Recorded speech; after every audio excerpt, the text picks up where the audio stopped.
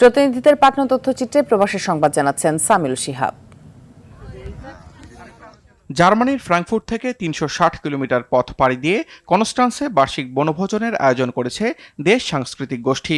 এতে অংশ নেন সংগঠনের সদস্য, দেশ স্কুলের শিক্ষক শিক্ষার্থী, অভিভাবক ও শুভানুধ্যায়ীরা। দিনের শুরুতেই সবাইকে দেশীয় নাস্তায় আপ্যায়ন করা হয়। এরপর আনন্দঘন পরিবেশে অনুষ্ঠিত হয় নারীদের বালিশ খেলা ও শিক্ষার্থীদের বিভিন্ন ইভেন্ট। বিকেলে মনোজ্ঞ সাংস্কৃতিক পরিবেশনা শেষে বিজয়সহ সকল অংশগ্রহণকারীর হাতে পুরস্কার তুলে দেওয়া হয়।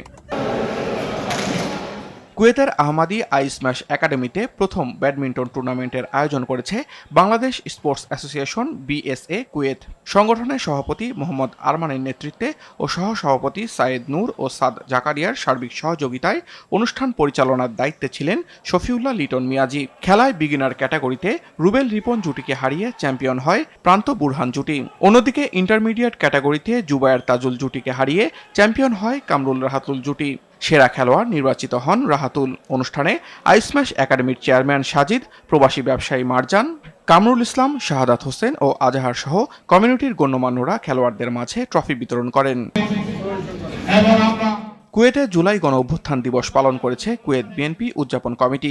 সংগঠনের আহ্বায়ক শফিকুল ইসলামের সভাপতিত্বে ও সদস্য সচিব আব্দুল কাদেরের সঞ্চালনায় এতে উপস্থিত ছিলেন বিএনপি ৩১ দফা বাস্তবায়ন কমিটি কুয়েতের আহ্বায়ক হাজী ইকবাল হোসেন।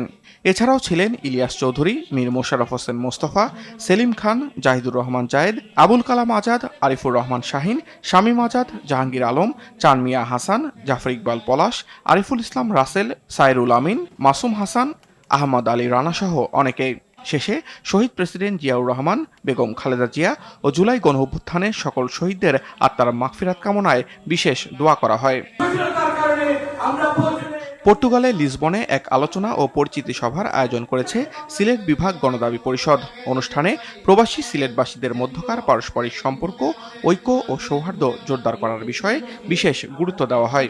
একই সঙ্গে সংগঠনের সাংগঠনিক কার্যক্রম আরও প্রসারিত করা এবং সিলেট বিভাগের সার্বিক উন্নয়ন ও জনকল্যাণমূলক সামাজিক কর্মকাণ্ডে সক্রিয় অংশগ্রহণের অঙ্গীকার করেন বক্তারা। সভায় প্রবাসীদের অধিকার রক্ষা ও স্বার্থ সংশ্লিষ্ট বিষয়ে ভবিষ্যতেও একসঙ্গে কাজ করার আশাবাদ জানান তারা। সামিউল শিহাব, RTV।